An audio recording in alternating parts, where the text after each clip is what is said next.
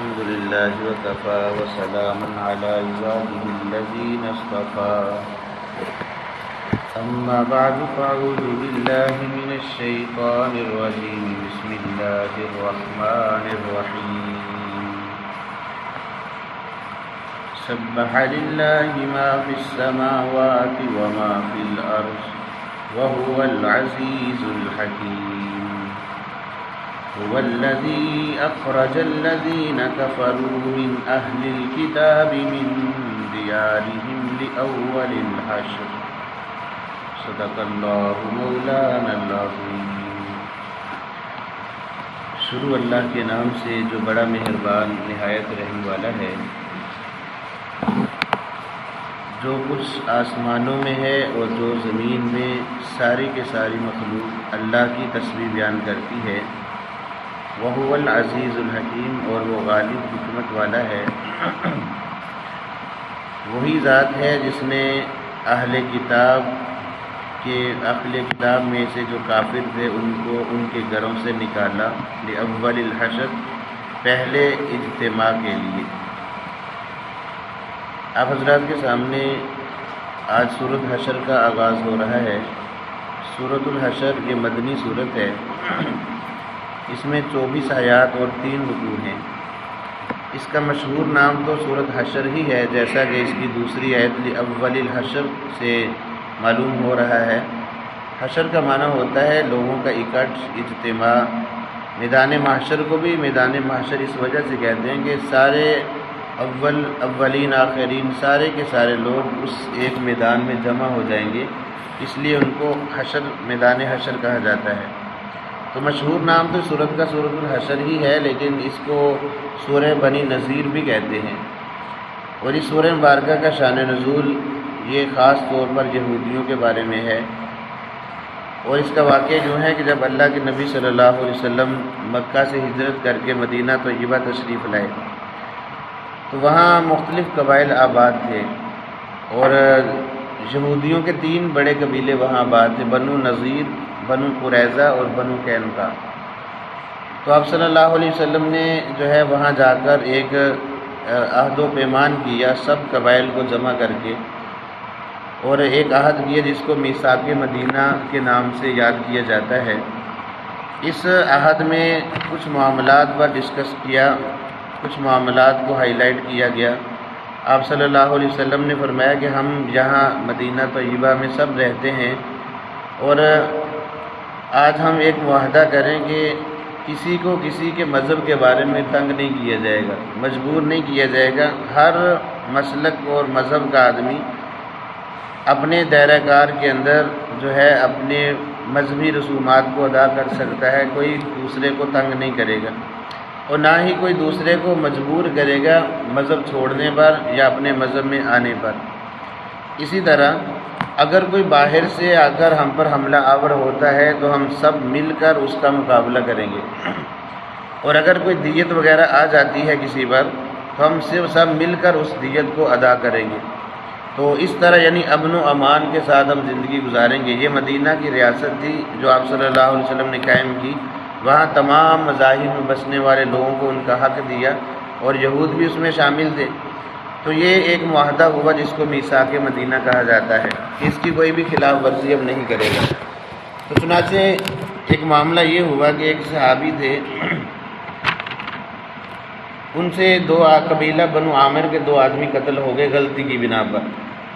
تو اب ظاہر بات جب قتل ہو گئے تو ان پر دیت آنا تھی، اور یہ معاہدے میں طے ہوا تھا کہ دیت سب مل کر ادا کریں گے۔ اب 200 اونٹ اس کی دیت تھی ان 2 آدمیوں کی، تو سب نے مل کر ادا کرنی تھی، سب مان گئے۔ آپ صلی اللہ علیہ وسلم نے یہود کی طرف بھی پیغام بھیجا، بنو نذیر جو ان کا ایک قبیلہ تھا، تو انہوں نے بھی کہا کہ ہم نے معاہدہ کیا تھا ہم اس کی پاسداری کریں گے، جو ہمارا حصہ بنتا ہے ہم وہ دیت ادا کریں گے۔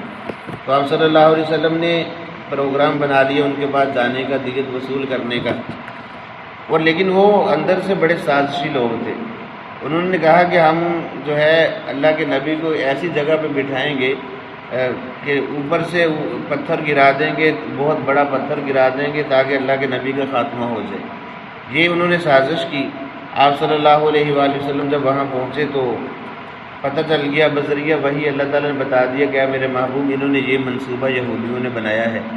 تو آپ صلی اللہ علیہ وسلم وہاں سے بیٹھے تھے وہاں، لیکن وہاں سے فوراً اٹھ گئے اور یہودیوں سے پوچھا کہ آپ نے یہ پروگرام بنایا ہے، مجھے قتل کرنے کی سازش کی ہے۔ خیر انہوں نے اقرار کیا اس بات کا، تو اس پر آپ صلی اللہ علیہ وآلہ وسلم بہت جو ہے وہ غضبناک ہوئے۔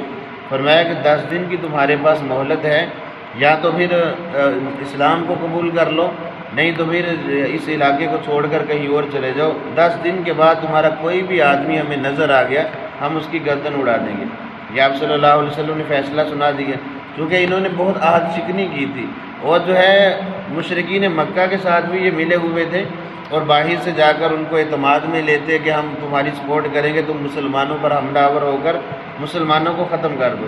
یعنی کافی زیادہ ان کی عہد شکنیاں سامنے آئیں، اور ایک تو اللہ کے نبی کے قتل کا منصوبہ بنایا۔ اسی قوم کے اندر ایک آدمی تھا کعب بن اشرف یہودی، یہ بہت بڑا سازشی آدمی تھا، اور یہی جو ہے مکہ میں آیا تھا 40 بندوں کو لے کر، جو ہے انہوں کو ابارہ غزوہ احد کے لیے، جو مسلمانوں پر وہ حملہ آور ہوئے مشرکین مکہ۔ اور یہ وہ بدبخت تھا کہ جو اللہ کے نبی کی شان میں بڑی گستاخی کیا کرتا تھا۔ اس کے قتل کے لیے آپ صلی اللہ علیہ وسلم نے جو ہے اس کے قریبی رشتہ دار محمد بن مسلمہ رضی اللہ تعالیٰ عنہ اور ان کے ساتھیوں کو بھیجا، جا کر اس کو قتل کر دیا جائے، اور اس کی گردن جو ہے میرے پاس لے کر آئے۔ تو یہ صحابی جو ہے اللہ کے نبی کے کہنے پر گئے گستاخ رسول کی گردن کو اتارنے کے لیے، اور انہوں نے عرض کی یا رسول اللہ کہ اگر ہم کوئی آپ کے خلاف بات کر دیں اس کا اعتماد حاصل کرنے کے لیے یا دین کے خلاف، تو ہمیں اجازت ہے اس بات کی؟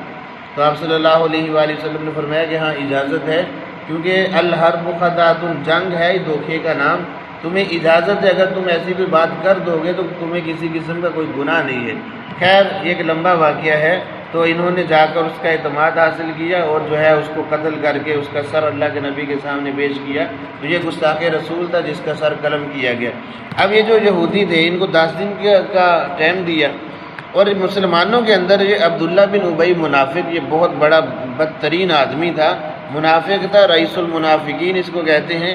اور اس نے جا کر یہودیوں سے کہا کہ آپ یہاں سے نہ نکلنا، بلکہ آپ مسلمانوں سے جنگ کریں، میرے پاس 2000 کی جمعیت ہے، میں تمہارے ساتھ ہوں، یہ مسلمان تمہارا کچھ نہیں بگاڑ سکتے۔ ادھر یہودیوں کے ساتھ دوستیاں، ادھر مسلمانوں کے ساتھ ہم تو تمہارے ساتھ ہیں، اس قسم کا پروپیگنڈا یہ منافقین کا ہوتا۔ اب جو ہے ان کو اکسایا کہ تم مسلمانوں کا مقابلہ کرو، ہم جو ہے اندر سے مسلمانوں کو ختم کر دیں گے۔ خیر آپ صلی اللہ علیہ وسلم نے جو 10 دن کا ٹائم دیا تھا، اور صحابہ کرام کی ایک جماعت لے کر گئے، منافقین کو موقع نہ مل سکا کہ وہ سامنے آ کر جو ہے وہ مقابلہ کرے۔ اب انہوں نے جب دیکھا مسلمانوں کو کہ لشکر لے کر آ گئے ہیں، تو اپنے قلعوں کے اندر وہ بند ہو گئے، محصور ہو گئے۔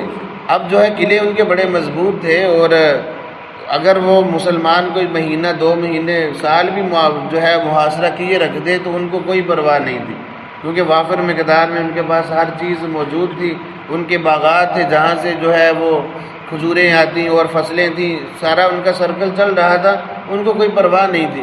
جب آپ صلی اللہ علیہ وسلم نے چند دن معاہدہ کیا، جو محاصرہ کیا قلعے کا، لیکن کوئی بات نہ بنی، پھر آپ صلی اللہ علیہ وسلم نے ایک اور جو ہے حربہ استعمال کیا، وہ یہ کہ جو ان کے باغات تھے، جو کھجوروں کے درخت ان کو کٹوانا شروع کر دیا، ان کے جو ان کی فصلیں وغیرہ تھیں ان کو آگ لگا دی، جلانا شروع کر۔ جب انہوں نے یہ منظر دیکھا کہ ہماری تو ساری معیشت انہی پر چل رہی تھی، اب یہ ختم ہو گئے، اب ہم یہاں نہیں ٹھہر سکتے، تو پھر وہ مجبور ہو کر جو ہے انہوں نے ان قلعوں کو چھوڑا، اور جو ہے کچھ خیبر میں جا کر آباد ہو گئے، کچھ کہاں۔ اور آپ صلی اللہ علیہ وسلم نے یہ اعلان فرما دیا کہ اب جو اگر تم یہاں سے نکلنا چاہتے ہو تو اپنا جنگی ساز و سامان ساتھ نہیں لے جا سکتے، باقی جو اپنی ضرورت کا سامان جتنا چاہو لے جا سکتے ہو۔ اب انہوں نے جو ہے جنگی ساز و سامان تو نہیں لے جا سکتے تھے، انہوں نے اپنے گھروں کے دروازے اور کھڑکیاں تک اتار کر جو ہے وہ اپنے جانوروں پہ لاد لی، اور جو ہے ان کو لے جانے لگے۔ اب یہاں ایک اور سوال ہے، اب دیکھیں آج اگر لوگوں سے کہا جائے کہ یہ یہودی سازشی لوگ ہیں، ان کی مصنوعات کا بائیکاٹ کرنا چاہیے، تو لوگ کہتے ہیں کہ ہمارے بائیکاٹ سے کیا ہوگا۔ یاد رکھیں ہمارے بائیکاٹ کرنے سے ان کی معیشت گرے گی، اور کسی ملک کو گرانا ہو اس کی معیشت کو گرا دو تو وہ ملک خود بخود جو زیر ہو جاتا ہے۔ آپ صلی اللہ علیہ وسلم نے یہودیوں کی اس معیشت پر حملہ کیا تھا، اس جو باغ جو ہے ان کو کاٹ دیا گیا، درختوں کو کاٹ دیا گیا، فصلوں کو جلا دیا گیا، جب انہوں نے دیکھا کہ اب جو ہے ہمارا جو سرکل چل رہا تھا وہ ختم ہو گیا، ہم یہاں نہیں ٹھہر سکتے، تو مجبور ہو گئے وہ علاقہ چھوڑنے پر۔ تو آج بھی اگر ہم سارے مسلمان متفق ہو جائیں اس بات پر کہ ہم ان کی کوئی مصنوعات استعمال نہیں کریں گے، تو یاد رکھیں یہ بہت بڑا ان کے لیے خسارہ اور نقصان ہوگا۔ مسئلہ یہ کہ ہم مسلمان بھی جو ہے صحیح طور پر مسلمان نہیں ہیں، اگر کوئی کہہ بھی دے تو اسی کے خلاف ہو جاتے ہیں کہ ان مولویوں کو تو اور کوئی بات نہیں آتی۔ یاد رکھیں اگر کوئی مولوی کوئی عالم کوئی بات کرتا ہے، اس کے سامنے بھی اللہ کے نبی کی زندگی ہوتی ہے، اللہ کے نبی کی زندگی کو دیکھ کر اس نے کوئی مسئلہ بتانا ہوتا ہے، کوئی حل بتانا ہوتا ہے کہ آپ صلی اللہ علیہ وسلم کی یہ سنت ہے کہ ان کی ایسی معیشت کو تباہ کیا جائے، تو ہمیں بھی اپنا جہاں تک ہو سکے اس بارے میں کردار ادا کرنا چاہیے۔ یہ سازشی لوگ ہیں، اللہ کے نبی کے خلاف بھی سازشیں کرتے رہے اور 1400 سال ہو گئے، آج تک ان کا یہی طرز عمل ہے، اور آج بھی آپ کے سامنے ہے ان کی جو سازشیں ہیں، کس طرح بچوں کا قتل عام ہو رہا ہے، عورتوں کو جو ہے قتل کیا جا رہا ہے، لوگوں کو بے گھر کیے جا رہا ہے، کتنا زیادہ ظلم یہ مسلمانوں پر ڈال رہے ہیں۔ تو ہمیں بھی چاہیے کچھ ایمانی غیرت کا جو ہے اس کو سامنے لائیں اور جو ہے ان کی مصنوعات کا کم از کم بائیکاٹ کریں۔ تو اس تناظر میں یہ جو سورۃ حشر آپ کے سامنے پڑھی جائے گی انشاءاللہ یہ نازل ہوئی۔ اللہ رب العزت سے دعا ہے کہ اللہ رب العزت ہمیں دین کو سمجھ کر اس پر عمل کرنے کی توفیق عطا فرمائے۔